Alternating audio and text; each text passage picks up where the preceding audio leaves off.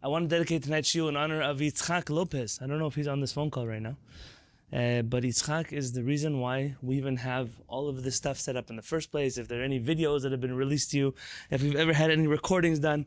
Today's his birthday, and I wish him until 120 in good health and happiness, B'ezrat Hashem, on behalf of all of us and everything he does for our Shiviti family in San Diego and around the world. Tizkar mitzvot, mazal tov. Okay, let's continue where we left off. We are in this PDF. It should say at the bottom 210. Do you see that where it says 210? It's maybe page 3 or 4 of your PDF.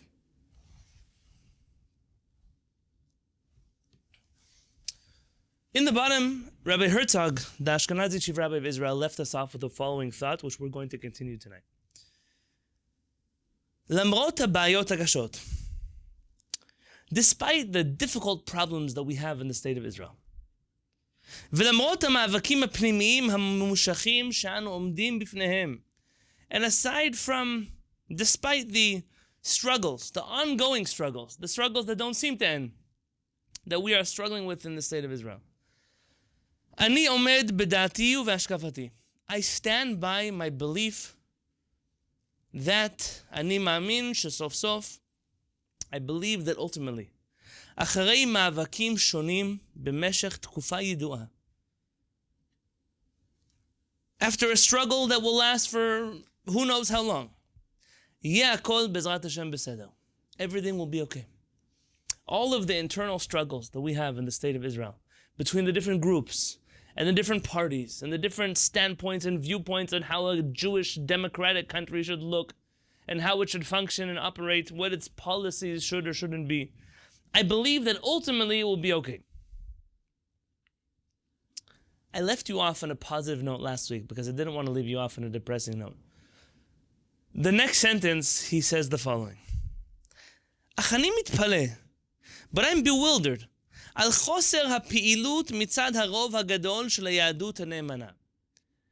I'm bewildered, says Rabbi Herzog, at the inaction of the Jewish community that considers itself ne'emana, loyal to tradition. You know, in this generation of Rabbi Herzog, certain words that today you might use, charedi, dati, chiloni, which I won't say weren't used then, but then there was this desire to kind of lump the Jews together as those who are loyal to the Jewish faith and those who perhaps are not. That's a word that he's using. עכשיו כשהמדינה היא כבר עובדה, היא חיה וקיימת. This country is already existing. It's a fact. We have a Jewish state. Why is the religious community silent? אילו קמה המדינה היהודית, נגיד לפני 50 שנה. If the Jewish state would have been founded, let's say 50 years ago. 50 years ago from when? When is he giving the speech? He's giving the speech in the summer of 1948. So he's talking about the late 1800s, early 1900s. If this would have happened then צריך לומר יותר מוקדם, how much more so if it happened sooner, היו גם כן בעיות ידועות. We would also have problems. The Jewish community was never free of problems. אבל לא באותם הממדים ולא באותה מידת הקושי. But I believe, as Rabbi Herzog says, that it would not have been as difficult and not as challenging. The Jewish community changed a lot in the last 50 years, for us now already 100 years. As then, and I don't know how factually accurate this is, rather mostly that this is what it felt like. היו רובה דרובה של עם ישראל שומרי תורה ומצוות. The majority of the Jewish people then were observant of Torah and mitzvot. Hayom, nowadays, לצערנו הגדול, unfortunately, המציאות רחוקה מזה. Our reality is very distant from that. I don't know. I don't know to tell you, especially in Eastern Europe, Western Europe for sure, how long already the majority of the Jewish community was or wasn't observant of Torah mitzvot. I don't actually have those numbers in front of me. I'm sure some of you have researched these things or looked into these things. I can tell you that in the imagination of the Orthodox Jew, until very recently, all the Jews in the world were Shomrei Torah mitzvot. And then somehow, very recently, everything changed. I think we know that that's not accurately the case, but definitely what Rav Herzog is saying is true in the sense of, if you would look at all of the people who are founding the state of Israel alongside Rabbi Herzog, every single one of them's grandparents were observant of Torah mitzvot on some level. Even those Jews that were alongside him, that were antagonistic towards religion in the modern state of Israel, had grandparents who were observant of halakha. And so in that regard, I don't think he's wrong. So now our challenges are only greater because the divides that exist in the Jewish people are that much greater, they're that much wider. Mikan, from here, הבעיות העיקריות המזדקפות לפנינו היום במלוא קומתן, ואלו הן, Rabbi Herzog lists 5 things that bother him about the present state of spiritual affairs in the Jewish state of Israel. I'm not signing on to all these 5 things. I'm signing on only to number 3. And that's all we're going to talk about today. But he definitely believed that these 5 things were major issues that needed to be tackled, and I'll read them to you. Aleph, 1, הבטחת שמירת שבת קודשנו. The need to observe Shabbat, to ensure the Shabbat observance. Al kol panim, הבטחת מה שרגילים לקרוא השבת הציבורית, at least in the public domain, that the Jewish state of Israel should have a day of rest, which is Shabbat. ובכלל זה, included in this, כמובן מאליו, it should be self-understood, הסידורים בענייני התחבורה, especially as it relates to public transportation in the state of Israel. ואני מדגיש בדגש חזק הבטחת שמירת השבת בצביונה האמיתי על פי ההלכה הקבועה בישראל. He said, when I say the public Shabbat, I mean a real Shabbat. According to the laws of Israel, according to halakha, I want Shabbat to be Shabbat. Is anyone here familiar with the debate surrounding public transportation on Shabbat? It's currently going on again in Israel. Anyone have any, not personal feelings, any knowledge about what's happening, what the conversation is? What the reality today in Israel is?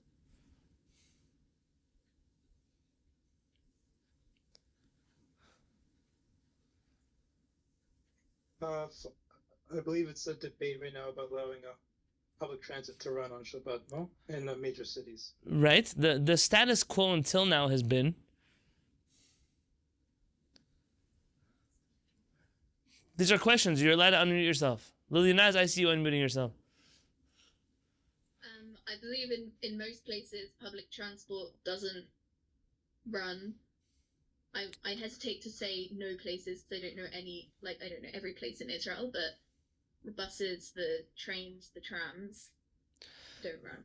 Exactly. So in most places, and that's the best way to say it, is in most places, public transportation, I'm talking about trains, buses, I'm not talking about taxis or cars. Mostly trains and buses and airplanes, seemingly, on Shabbat. But that's also not necessarily the case. Don't operate on Shabbat, at least publicly. There are private public transportation. I guess it's private transportation. There are definitely things like that exist in the state of Israel. But for the most part, the Jewish state of Israel observes Shabbat at least publicly. That was a major debate in the early years of the state of Israel. You can imagine that many of the founders of the state of Israel were not Shabbat observant. Yet there was this feeling that, at least in the public thoroughfare, Shabbat should be observed. Whatever people do on their own, people should do on their own.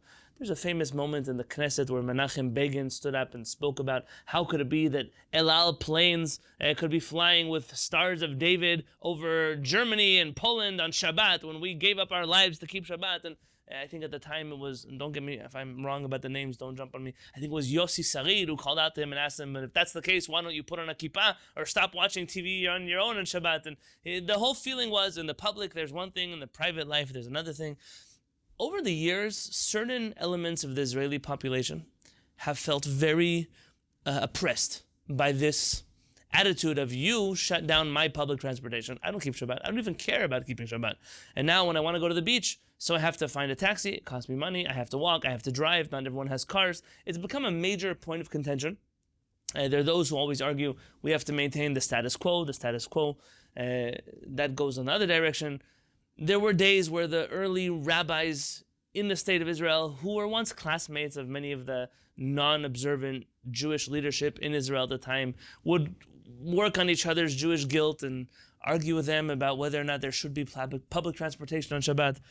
I recall a story in the autobiography of Rabbi Yisrael Meir Lau, the current Ashkenazi chief rabbi's father, the original Rabbi Lau. He has an autobiography. In Hebrew, it's called Al Tishlach Yadcha Al Nar. In English, it's called Out of the Depths, maybe? Is that what it's called? Yeah. Yes? I highly recommend the book. And in that book, he talks about his father-in-law, Rabbi Yitzchak Yedidia Frankel, alav shalom, who took him, as a young man, to the head of the Israeli railway.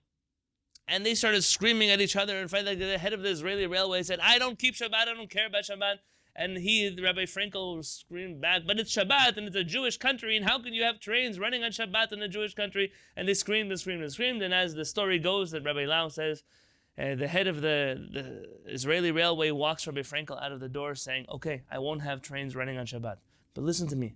One day, you're going to miss heretics like me. And that was a famous story of, the heretics that used to be and the heretics that are. Chacham Avodah Yosef, very interestingly. And there was a rabbi in Israel who got in major trouble for sharing this story, so hopefully I won't get in major trouble.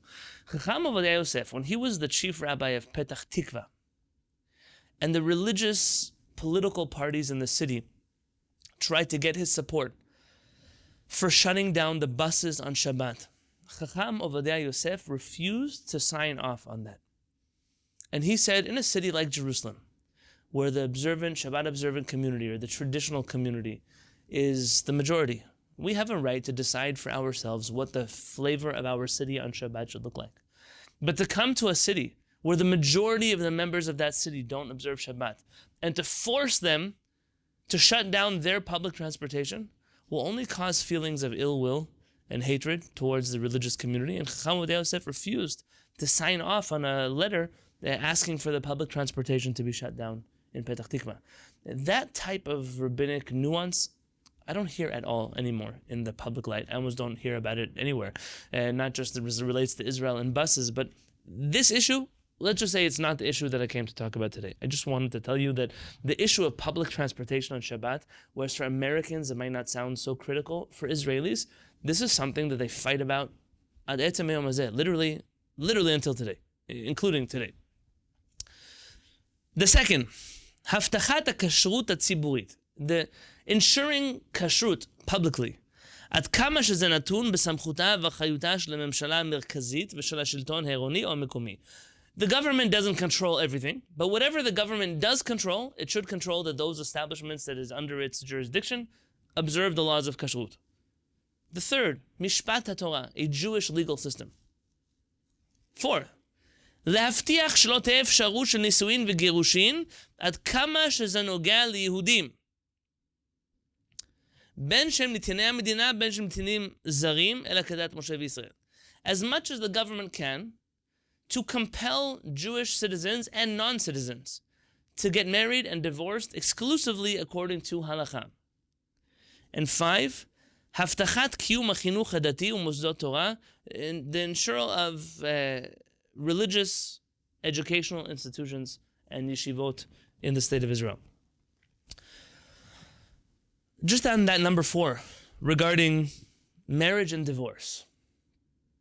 So in Israel, the current state of affairs is as follows. If you want to get married in the state of Israel, and you are Jewish, you must get married through the chief rabbinate. You don't have a choice to do it otherwise. Is there civil marriage in Israel? Are you familiar with this question? There's no civil marriage in Israel. So officially, there's no civil marriage in Israel.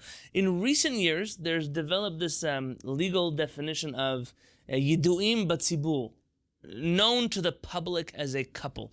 It's the closest thing Israel has to civil marriage. It's kind of at a certain point that I'm not familiar with all the laws, that two people who have lived together for long enough, their possessions are then shared if they separate, and it's similar to, California has a law like this. I'm not familiar with what it's called, but there's a certain amount of time in which two people live together that their property is considered joint property, their finances are joint finances. But officially, in Israel, there is no civil marriage. So if you are Jewish and you want to get married in the state of Israel, then you have to get married through the chief rabbinate. The same thing with divorce. What's the problem with that? Aside from forcing people to go through a religious ceremony they may not want to go through. Can you think of halachic problems with compelling people to get married? Yeah. If people don't care about getting a real get, and you could end up with problems of mamzerim, people split up, maybe they get, like, they don't have all the right, processes. That's right. Let's give you, so I'll explain, Linaz, what you said. And that is that, let's say two people decide to get married civilly. Okay, they're in San Diego. They go to the San Diego courthouse in New York. I'm sure you do it the same way. They file for a marriage license. They get married. No rabbi, no edim, no witnesses, no chuppah, nothing. They get married. They're legally married in the state of New York. And then, lo alenu, they cheat on each other. And we find out that the wife is pregnant with another man's children. What is the halachic status of those children? Aren't they legal because they were never married? Very good. They're not considered mamzerim because they were never actually married according to Jewish law, which means if this woman decided to get up and marry another man, she can marry him, no problem. She wasn't ever married to the first man. But now let's introduce a classic scenario that happens in America. They want the local rabbi of the synagogue to marry them. And this is a couple that doesn't really care much about halakha and Judaism, but the mother or father wants the child to get married with a rabbi. So the rabbi comes and does a chuppah and kiddushin, and there's a ketubah, and there's two kosher witnesses, bakol mikol kol. And then you find out 30 years later that they got divorced in civil court, but they never came back to the rabbi to get a get. And now she's remarried to another man. And those children from the second marriage, what's the status? This happens in America every single day. Every single day. Those children are mamzerim. They cannot marry into the Jewish community. How do you fix a mamzer? You can't. That's a problem. That's the major problem. And the incredible thing by compelling everyone in a country to get married according to halakha means that you are creating a system of mamzerut. Now, if you can ensure that everyone is going to get divorced in a bedin, then maybe you can make a case to compel everyone to get married with a bedin. But people come to the bedin to get divorced only when they're ready to get divorced. Maybe they've been having an affair for 20 years. Maybe they've been living separately, but they have never come to the bedin for a divorce. It's interesting to me, I'm going to put Rav Herzog on the side, that in recent Israeli history, it is the Sephardic chief rabbis who pushed the hardest to compel everyone to get married with a rabbi. It's the Ashkenazi Haredi rabbinic leadership that usually tries to push for civil marriage in the state of Israel. I think Rav Elyashiv, alav shalom, was one of the famous Ashkenazi rabbis who fought tooth and nail to not compel Israelis to get married by the rabbinate. Because in that case, you could save thousands of people from problems of mamzerut. Women would never have problems with gitin and agunot and the likes of that. But for whatever reason, this feeling, it's a feeling, that all Jews should get married with rabbis, and therefore all Jews should get divorced by rabbis, that has created, in the opinion of Mori Harav Yaakov Peretz, more problems than it has solved. That's our opinion, of course. I'm not telling you have to agree, but in our opinion, it would be better for the Israeli that doesn't care about halakha just not to get married according to halakha. Rabbi, can I ask a question? Please. I know this is not exactly what you're saying, but is there not an aspect of what you're saying that if one, why not, in a certain sense, why not disregard all of halacha, so that way nobody, if we disregard the Torah, then we don't have a Torah to not be over and against it. You know, if we get rid of kashrut, then nobody's being over on kashrut. But if we have rules, then we have rules to follow.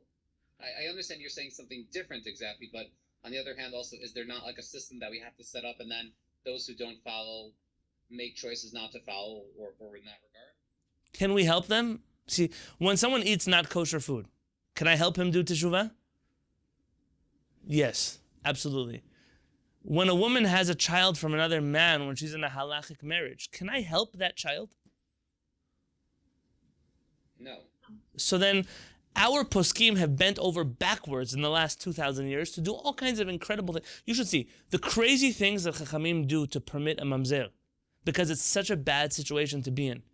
Anyone here from, I'm taking a tangent, by the way, I didn't intend to take, but it's very important that we take. And if I don't finish this introduction today, I'll either have to take back my promise that this is our last class. I might have to do one next Monday, or I'll have to find another class to do this last piece in. But what we're bringing up is a very important topic. It's actually one of the more relevant topics in the Mishpat Tzedek series because it's something that people think about a lot. I was just going to share with you. When anyone familiar with a halachic mechanism that is entirely against science, that many chachamim have used in order to permit mamzerim to marry into the Jewish people? The same method that Hacham Ovadia Yosef used to release agunot especially after Yom Kippur War, like to prove that the marriage was not halachically kosher. Okay, very good. So that is in the realm of halakha. If we can go back and prove the marriage wasn't halachically valid, then we can maybe get the kala out. And you can do that in America very easily, because half the rabbis that marry people don't know the laws of marriage, and their witnesses, half of them are not actually really observed. You can do all kinds of things. But in Israel, when the chief rabbinate does everything kadat v'chadin, then there's really not a lot of room for error. There's something anti-scientific that chachamim have used in order to free mamzerim. If you're not familiar with what I'm talking about, I'll share it with you myself.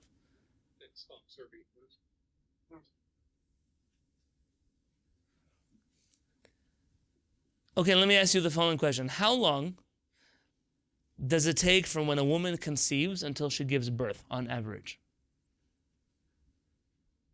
9 months. 9 months. Is there anyone here who disagrees that 9 months is the average time of a human pregnancy? Yeah. Including the 9th month. Okay, so how many months do you want to make it now? 9 full months. Okay, 9 full months. Beseder, you're good. By the way, the medical community has actually added weeks to the pregnancy to what it used to be. I don't remember the numbers off the top of my head, what it used to be and what it is now, but now full term already is a different full term than what full term used to be. But what if I told you that in the Talmud, there are different opinions as to how long a woman can be pregnant for? What if a woman is pregnant for a year?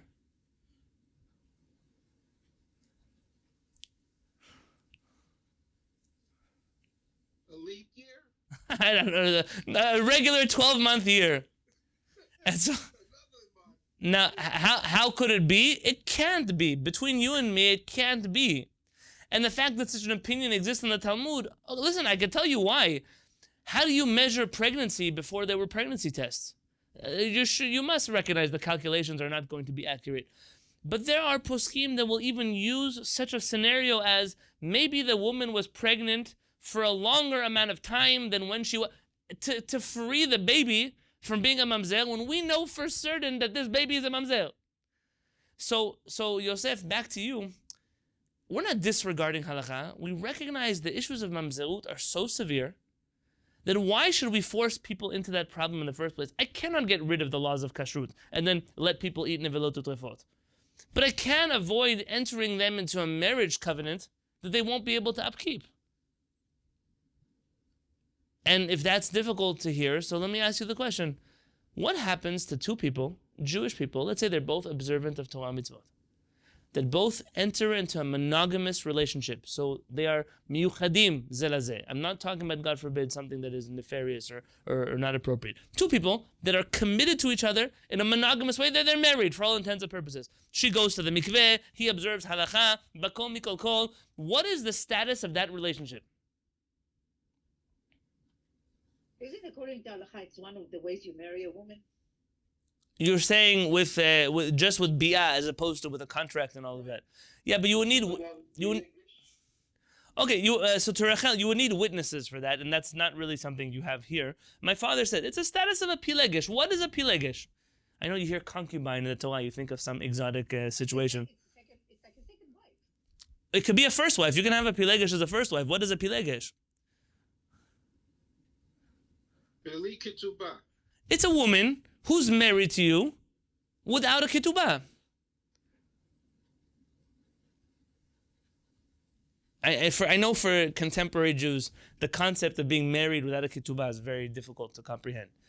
Let me just tell you that all of our friends and all of our parents, and many of us come from different backgrounds, whose parents may have been married in non-halachic wedding ceremonies. Their parents are still considered two people who are loyal and faithful to each other, whose children are ksherim, because they remained in a committed, monogamous relationship. Many of them even observed the laws of family purity, in which case, so what's missing? I'm missing a ketubah. L'mayin of kamina, what difference does it make? It makes a difference in terms of divorce. But aside from that, Yosef, we're not proposing a solution that is anti-halachic. It exists in halakha, the context of marriage without a ketubah. And so I'm just throwing it out there. There are times, and more often than not, I get asked to do weddings. In the last month, I don't know why, I guess summer was ending. In the last month, I got 4 or 5 phone calls to do weddings here in San Diego. People call me, they found Sephardic rabbi in the directory. My answer is always no. I don't do weddings unless I know the couple getting married. If you're not part of my community, or you're not part of Shiviti, or you haven't met me in person, I will not marry you. I don't know what I'm signing up for. It's a liability. I'm going to cause you problems.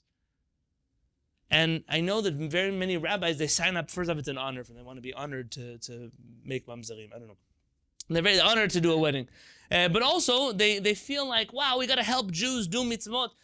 Can you ensure, at least in America, can you ensure that a couple is going to get divorced with you if you marry them? I once gave a get here in San Diego. I don't do gitin, but there was a bedin in LA that had to give a get here in San Diego. This couple was married 23 years, no. They were married over 30 years before. They separated 7 years into their marriage.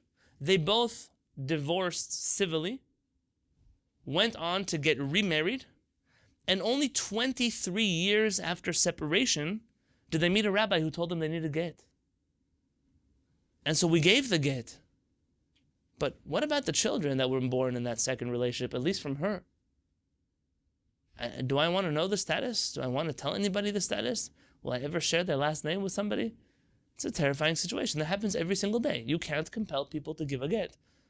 And therefore, maybe sometimes it's better to just avoid the kiddushin in the first place. But it's not my place to argue with Rabbi Herzog. I'm simply saying he felt that at least there should be a national level of marriage and divorce, and that people who wanted to get married, kedat Moshe v'chisa, should do so with the government of the State of Israel. I won't argue with that. I'm just saying it creates other problems. Don't think that everyone being married halachically is always a good thing. It's not always a good thing. I once shared a story about Rav Peretz on camera, and then it went around, and some people got very upset at me. How dare you say that? Well, you don't trust people. So afterwards, if you want a story, once the camera's off and it's just us on Zoom, I'll share with you a story. But for right now, why should I make problems? Let's read together a little more. Mishpat Torah, the laws of the Torah. Le'et ata, for now, it's tamsem b'misgeret shel Mishpat Torah. I just want to limit myself to talking about problem number 3. Item number 3 is a Jewish legal system in the State of Israel. כמעט שלא היה יכול לעלות על הדעת על שום יהודי דתי. It almost was impossible for any religious Jew to imagine. שהמדינה היהודית תעזוב מקום מים חיים.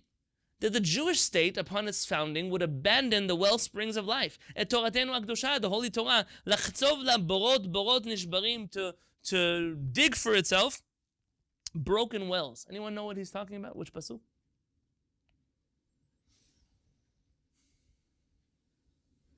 The prophet criticizes Am Yisrael for leaving, not bad enough you left HaKadosh Baruch Hu, but what you replaced HaKadosh Baruch Hu with was just as broken. So why did you go for a broken system over the Torah of life? Mayim Chaim. לסגל לחוקים ומשפטים של עם אחר, we've adopted for ourselves the laws and a legal system of another nation. הלא זו הייתה מהפכה איומה בפנים. Internally, that was a upside down thing to do, and externally, it was a terrible desecration of HaKadosh Baruch Hu's name. We now have a Jewish state that will govern itself not according to Jewish law. That was like the Jewish people giving a get of divorce to the Torah of Israel.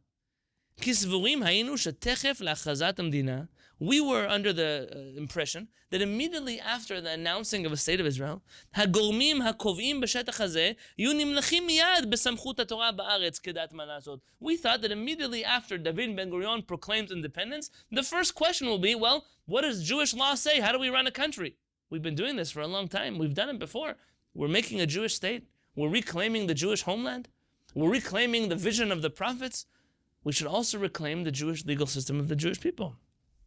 Umnam, kachu hanohag bechol eretz nichbeshet. He said, you should know that in every legal system, in every country that you conquer, you usually leave the previous legal system intact for at least a specific amount of time, temporarily. You can't disrupt society overnight to change from one legal system to another. So usually when you conquer a country, you phase out of its old legal system into the new one. There are contracts, there are all kinds of business deals, there are institutions. You can't change that overnight. Fine. Herzog said, I get it. But which situations do we do that in? With nations that don't have a legal system attached to their religion. For example, what is the legal system that is attached to Catholicism? There isn't one. And therefore you don't expect a Catholic country to follow Catholic law because there is no Catholic law on how you run a country. But the Jewish country has a Jewish legal system. It's a terrible thing to have even temporarily foreign law in a country, in a nation that has its own legal system. And how much more so the law that we have in the state of Israel. Listen, he was the chief rabbi in Ireland, and as you know, Rabbi Herzog was a supporter of the revolution in Ireland and of the fighting against. I guess it makes sense that he went on to become the chief rabbi in Israel that fought against the British. There's a lot there. I have to be careful because in the UK I have to be careful what I say, but right now we're officially in New York. But he says, Rabbi Herzog, it's bad enough we adopted this British mandatory law that was put on us in order to rebel against us. This is a nation whose laws, they came to hurt us first covertly and then overtly. והמפעילה כנגדנו את כוחות המדבר בכוונה זדונית לכבות את נר ישראל, אשר בעזרת צורו וגואלו התחיל עכשיו שואף זורח. And this is a country, the British government, which has intentionally gathered the forces of evil in the world to betray us and destroy us. What is he talking about? It's the summer of 1948.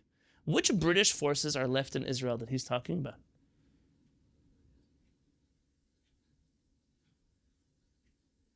Somebody here knows their history.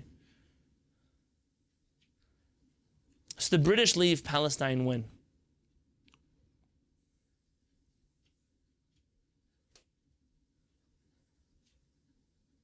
Somebody here has to know Israeli history. This guy, I mean, we're in a room full of people.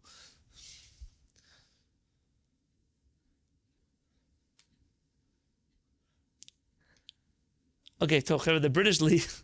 The British leave before the 5th of Iyar in 1948, okay? May 1948, more or less. We're now talking about June, July, August of 1948. If the British left, so who are the forces of the desert that the British are organizing against us? Who's he talking about? There's a country right across a river from the state of Israel. Jordan. Jordan, very good. Jordan, its army of Jordan was called the Jordanian Legion. The Jordanian Legion was led by General Abdullah Tel, Yimach Shemo. General Abdullah Tel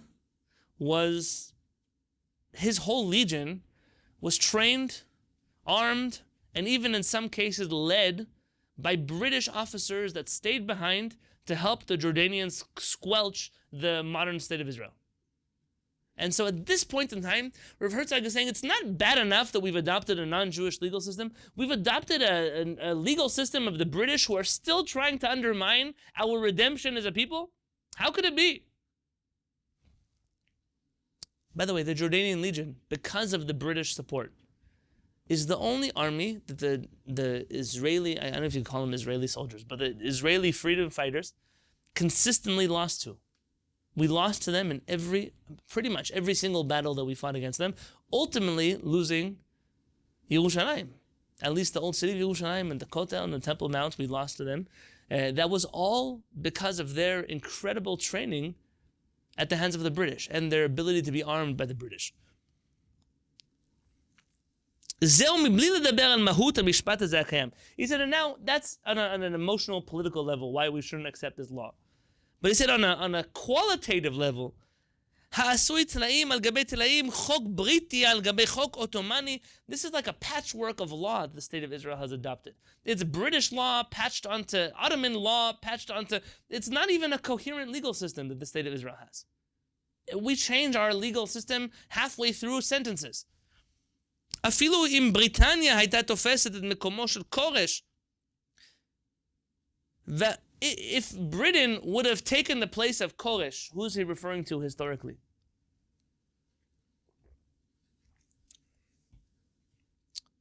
Cyrus? What's the question? Cyrus, okay, well, who is Koresh? Tell me, what does Cyrus do? He allows, He allows the Jews. I didn't hear. He allows the Jews? He allowed the peoples throughout his empire to rebuild their various places of worship in their capitals, including us in Yerushalayim. Very good. So here's what happens. Rachel tried answering, then Yosef tried answering, and then they couldn't figure out who was going to answer, so Yitzchak came, and it's what the Chachamim say, עד שיבוא הכתוב השלישי ויכריע ביניהם. Till the third pasuk comes and decides who the answer is going to be. All of you got it right, though. Koresh is the king of Persia who lets the Jews go back to Yerushalayim and rebuild the Beit HaMikdash. There are even legends that this is somehow the son of Queen Esther. I'm not going to talk about whether that's accurate or not. But nonetheless, even if Britain were like Koresh and had actually allowed the Jewish people to return home and establish their independence, ואפילו אם היה המשפט הנידון כולו נאה, כולו יאה, מהבחינה היורוספרודנסית הכללית, that's not a Hebrew word. Even if in terms of general jurisprudence, that's the English word he's using here, the legal system that we were adopting was a good one, a proper one. הרי זה חוק ומשפט גויי, but at the end of the day, it's a foreign legal system. וכבר הגאון הלאומי צריך היה לעמוד כתריס בפני התבוללות הסיטונית הזאת. At least the Jewish people at that point in time, by the way, this term, הגאון הלאומי, גאון הלאומי is an interesting word. It's used, I found it only twice in my searches of literature. I found Rav Kook using it in one way. I found Rav Herzog using it in the other way. I'm assuming he's using it to refer to the collective Jewish people who care about Judaism. Should have stood up and argued בפני התבוללות הסיטונית הזאת, בפני החיקוי המשפיל הזה ברקע של החוק. They should have stood up against this assimilation, against this embarrassing imitation of a non-Jewish legal system. וכשאנו מסתכלים בעניין זה מן הבחינה העליונה של תורה מן השמיים וקדושת ישראל, and when we stop for a moment just to think, what did we replace this legal system? Which legal system did we replace? It wasn't another man-made system. We replaced a divine legal system that was given to us by Moshe Rabbeinu on Mount Sinai. Halo ra'ada tochazenu, will be overcome with trembling. We didn't replace a Jewish patriotic legal system for another one, and therefore we're losing our nationalism. But there's so much more at stake here. What about the divinity of Jewish law?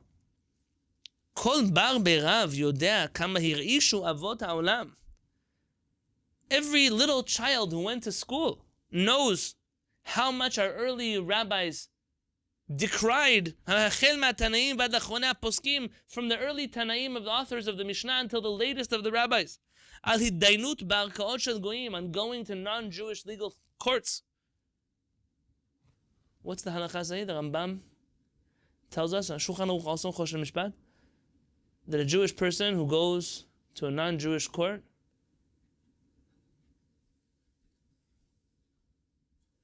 you could look it up. Barasha, Kehillat Hashem. Chachamim have some pretty harsh words to say about a person like that. ומה גדול החילול כשמדינת ישראל מסתגלת לספר חוק ומשפט משל הגויים. And this is not one Jew going to one non-Jewish court. This is all the Jews. This is the state of Israel, the state of the Jews adopting for itself an entire legal system of non-Jewish laws. This is Rav Herzog's cry. He's not alone here. In his generation, he's not alone.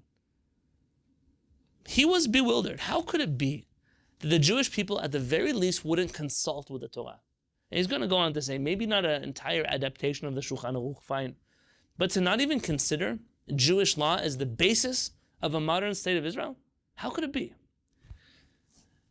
I want to read to you a little bit more. I just have a question to ask, and Is there anyone here, and if you can't make it in person, I'm more than happy to record it. I don't want to rush to the end of this article and just say it out loud. Is there anyone here who is opposed to having a class next Monday night? And it's okay if you are. Maybe I said this way. Is there anyone here who would come if we did one more class next Monday night before the Chagim? Yes. Yeah. Okay, so here's what I'm going to ask, and I have to ask my wife just because I promised her that week to be around and to help, but I'm 102% sure that she will say yes. Let's have one more Shiviti New York class. I said in the email it was the last class, but I'll say next week that it's the last class. We'll have one more shiur together next Monday night before we break for the Chagim. That way we don't have to rush anything that we're reading right now. Allow me, though, just to take a few more minutes. I started a little bit late. I want to finish this next section with you, introduce a personality to you, and then from there, we'll continue together already next week. Arkaot shel goyim. So the status of non-Jewish courts. What's really the issue with going to a non-Jewish court? And by the way, Chachamim are quite clear, or they're not quite clear, but they've debated this matter over history. A non-Jewish court also consists of 3 Jewish judges who judge according to non-Jewish law. A non-Jewish court also is considered a non-Jewish court if it's 3 non-Jewish judges who judge according to the Shulchan Aruch. Here we need 3 dayanim who also judge according to the laws of Israel. Why? What's the big deal? כבר דן הרשב"ץ על אלה שהתדיינו בערכאות אפילו של המוסלמים. The Rashbatz already says about those who go to a court of Muslims. What do you mean even of Muslims? They're religious people. They believe in one God. You know, in Muslim courts, there were a few times where we overlap Jews and non-Jews. There's a famous rabbi today in Israel. He's the son of Rabbi Matzliach Mazuz. Have you heard of Rabbi Matzliach Mazuz? Rabbi Matzliach Mazuz was the chief rabbi of the island of Jerba in Tunisia. Rabbi Matzliach Mazuz was a tremendous Talmid Chacham.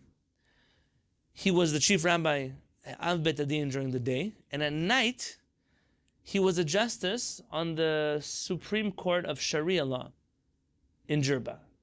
And he ruled at night according to the Quran, and in the daytime according to the Shulchan Aruch. It's a very interesting personality.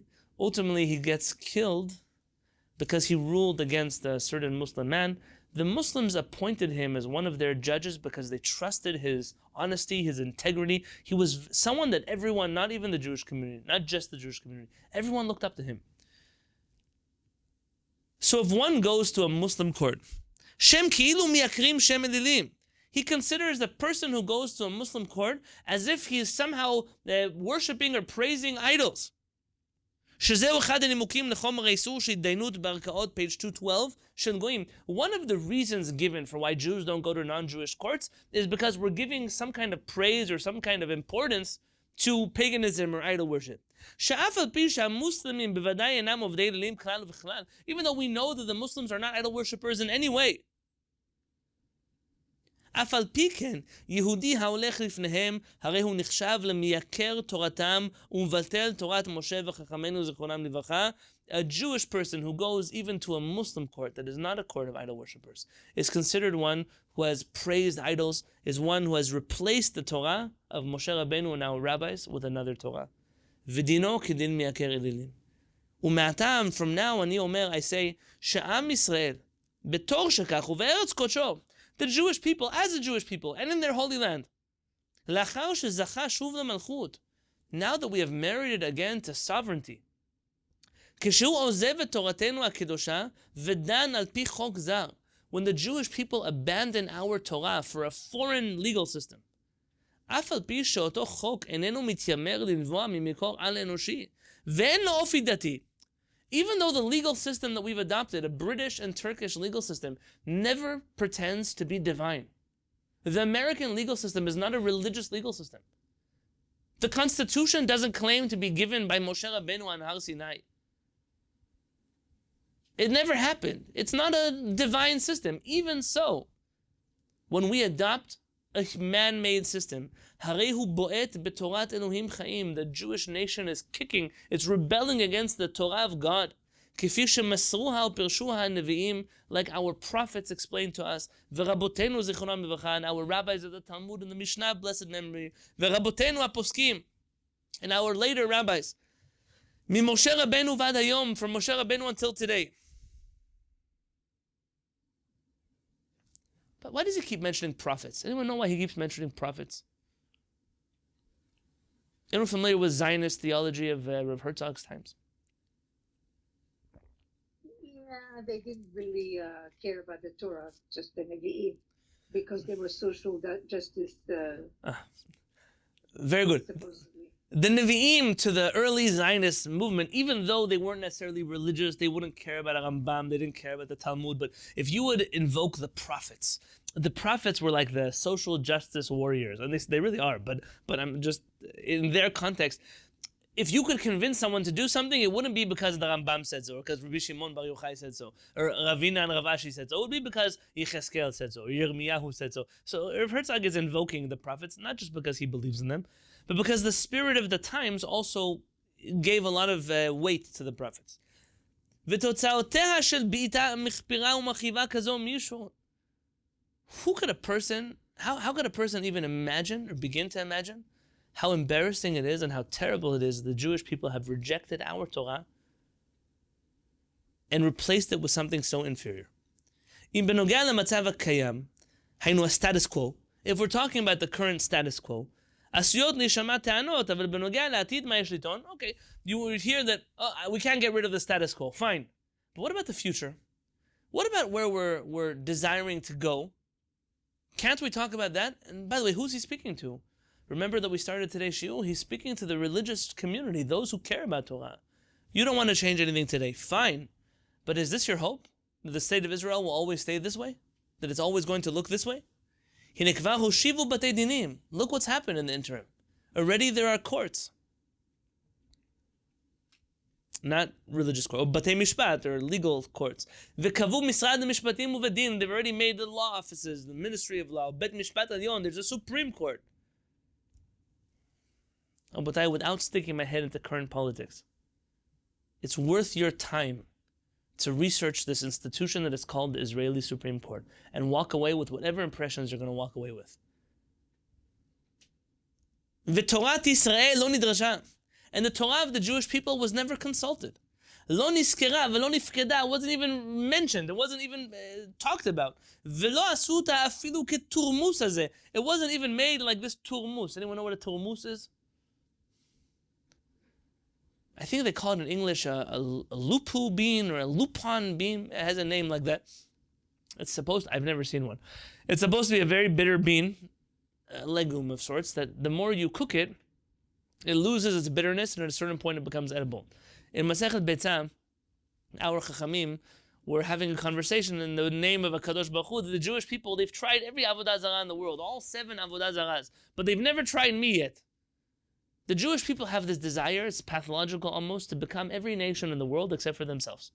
We don't even treat HaKadosh Baruch Hu like this bean. The bean, we boil it 7 times till it becomes sweet. Why can't you do the same thing with the Torah?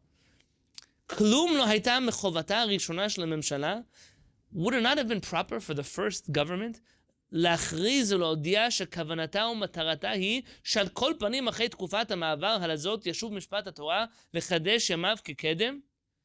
That after this transition period, that we were going to restore not just Jewish sovereignty, but Jewish national law as part of that sovereignty. V'shim Mimshelet Israel, that she, the Jewish state of Israel, Atidah levakesh, will come and request etzah, hadracha, hora'ah, advice, guidance, rulings, מפי חכמי התורה בנוגע לתקנות והשלמות הדרושות בשטחים ידועים ממשפט התורה, וכשיינתן לו תוקף מלכותי. Wouldn't it make sense that the first state of Israel would say, after this transition period, let's consult with all of the lawmakers that led the Jewish people until today and get their advice and their guidance on how to make a functional Jewish society? Why didn't I teach you this 6 weeks ago? I could have done this in class 10 at Mishpat Tzedek in New York. The reason is that if you and I hadn't spent time together studying the fact that there was a Jewish legal system in existence for the last 2,000 years, if we would buy the story that Jews were broken up into small religious groups and that for the first time in 2,000 years we've reclaimed Jewish national sovereignty, then there would be nothing to talk about. Why would I go ask the rabbis in Jerusalem for advice on how to run a country? They've never run a country. Before I could even ask this question, we had to first recognize that the Jewish community, the Chachamim of the Jewish people, we spoke particularly about the Sefaradim, but this could exist in many places. Any Dayan that taught Choshen Mishpat, and that can be in Germany, in France, in Poland, in Russia, not just in Morocco, and Iraq, and Iran, and Libya, to name a few countries. All of them ran functional micro-governments. All of them. All of the Chachamim. At the very least, you would think that a state of Israel wouldn't pretend to reinvent the wheel. They would come forth and say, hey, rabbis, you've been doing this on a micro scale for so long. Can you help us extrapolate this into a macro scale? How do we run a country in the spirit of Judaism? ואפילו בתקופת המעבר, even in this transition period, כלום לא הייתה צריכה להושיב בכל בדין משלה, maybe, על כל פנים, חד גמיר וסביר, תלמיד חכם היודע להתמצא בחוש המשפט שלנו, להגיד השופטים את דין התורה, ולהטיל עליהם לדון על פיה. Wouldn't it make sense that every single court in the Jewish legal system would have in it one Talmid Chacham, a Gamir v'Savir? Anyone know what the term Gamir v'Savir means? If you look in the back of Horizontal Society, Chacham Ori has a section on Gamir v'Savir. We might have even read it together. A Gamir v'Savir is a Torah scholar who is able to rule on the whole Torah. They don't rely on precedents or other people's rulings, but it's someone who has knowledge of the working knowledge of the whole Torah. או בפשרה, משפט שלום בשון הנביאים, קרובה לדין. עד כמה שזה לא פוגע בחוזים שנעשו בימי המשפט המנדטורי. He said, imagine if we would have Talmidei Chachamim in every court system, and before they pass a legal ruling, there should be someone who says, hey, that law fits within the general spirit of Jewish law. Or maybe it doesn't, but let's make some kind of arbitration so that we're not violating halakha, we're just bringing two parties. And that would work also with all of these contracts that existed from the times of the British Mandate. ואם זה לא עשתה, הרי על כל פנים חייבת הייתה להראות יחס הוגן והולם כלפי משפט תורתנו, שיחיינו ורחמנו. But even if it wasn't going to do that, at least it should have showed some respect to our Torah. You know, in the days of Rav Uziel's suggestion was that in the Knesset, the job of the chief rabbis would be like you have in Israel. You know, Israel has no constitution. It's one of the major problems the modern state of Israel has. There is no actual law in the state of Israel. They keep saying they have a law, but there really is no backbone of the legal system like you have, at least in this country. You have in Israel, they call him Yoetz HaMishpati. There's a word for him in English. Anyone know his title? I'm going to make up a term, like the general counsel of the Knesset. Basically, before the Knesset passes a law, he gives his opinion whether or not this law is democratic, within the definition of what is a democracy in the state of Israel. Rav Uziel was of the opinion that in the Knesset, there should be the chief rabbi. And the chief rabbi, before any law is passed, should be able to review the law and tell the Knesset, hey, this law either fits or doesn't fit within the spirit of Jewish law that we've had for the last thousands of years. And they could accept it or reject it, but at least there should be a Talmid Chacham who is a Gamir v'Savir, who's an excellent Talmid Chacham, who can share this opinion with the Knesset before they finish passing a law. And Rav Uziel did that for the early years of the state of Israel. What happened to that? My feeling is that by the time he died, the state of Israel didn't care so much about that anymore. And that the chief rabbis that came after Rav Uziel, with all respect to them, were chief rabbis that dealt almost exclusively in the realm of religious law. Kashrut, Bedins, Shchita, Chuppah v'Kiddushin, Shabbat, not in national law. They weren't the types of figures who could share with the Jewish people what would a Jewish constitution look like? What do Jewish human rights look like? And unless you have chief rabbis like that, how could they ever teach people those type of halachot?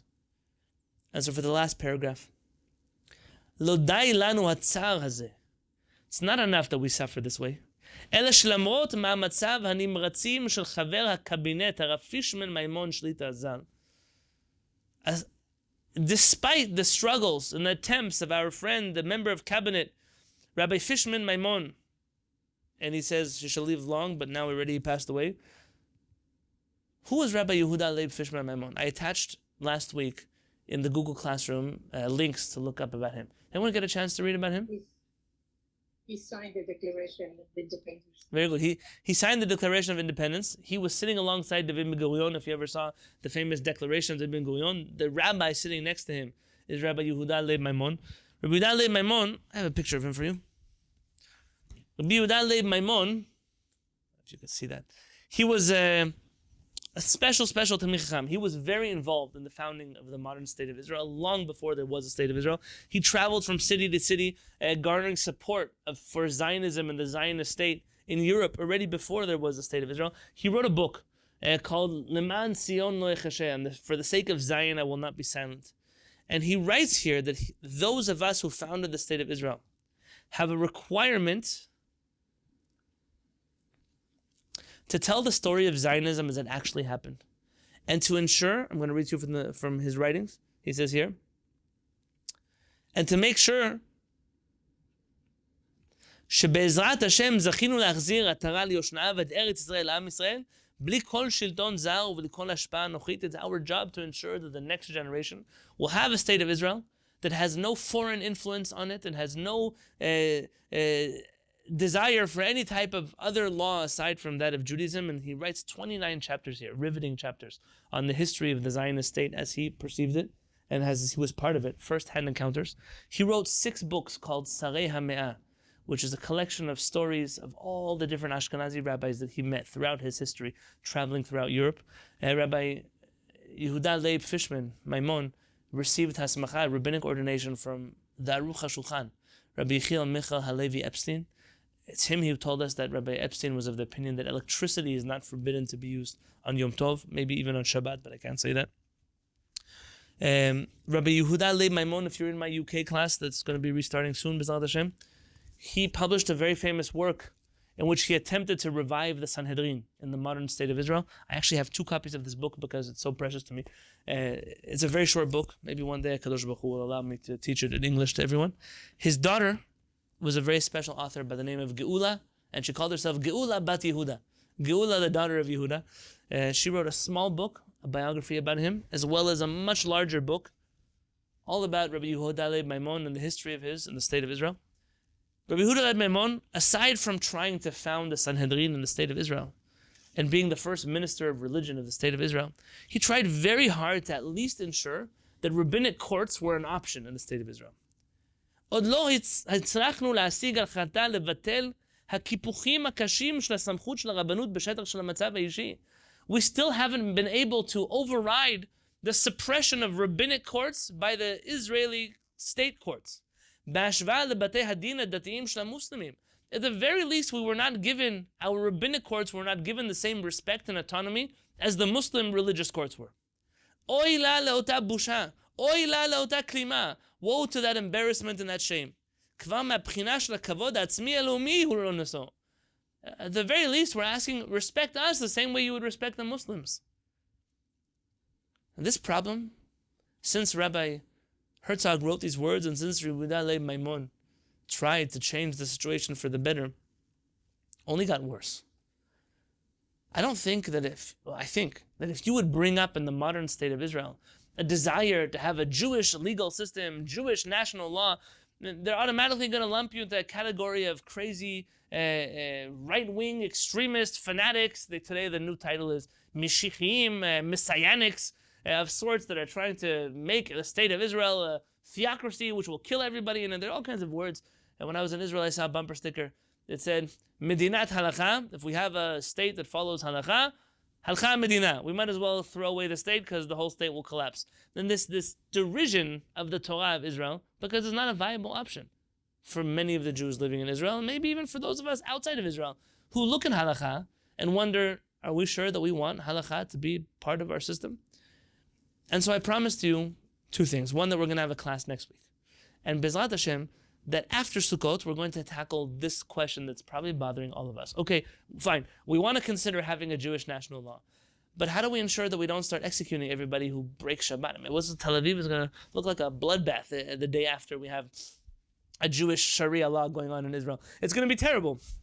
And obviously, the answer to that question requires a lot of sophistication, nuance, balance, a real understanding that halakha is not this violent system that we have seen other people present it as. If our local Vad HaRabbanims and their kashrut mafias become the Israeli Supreme Court, yeah, you better believe it's going to look like what it looks like on a micro level will happen on a macro level. We're obviously not talking about that. But before we even get to that after Sukkot, Rabbi Herzog has some suggestions. So how do you create leadership that can lead the Jewish people forward on these issues? How do you ensure that we give people the right education to not just be rabbis or dayanim that know Jewish religious law? How do we instill in the next generation a real working knowledge of Mishpat Tzedek in all of its colors and all of its beauty? A legal system that would finally free the Jewish people from the shackles of Galut that we've been in for the last 2,000 years. We're going to answer that question next week. We're going to hear Rabbi Herzog's proposals. He has a few of them, his proposals. And B'ezrat Hashem will break for Rosh Hashanah and Yom Kippurim. So I'm not going to say goodbye to you tonight because B'ezrat Hashem, I'm already going to see you next Monday night. Thank you so much for being with me. Thank you so much for learning with me and for putting up with the late start to the shiur. But B'ezrat Hashem Yitbarach, I will learn with you all next Monday night at this time. For those of you who can't make it because you may have put something else on your schedule, I will make sure that we record it, B'ezrat Hashem, and that it will be uploaded in a timely fashion so you can hear it before we regroup after Sukkot.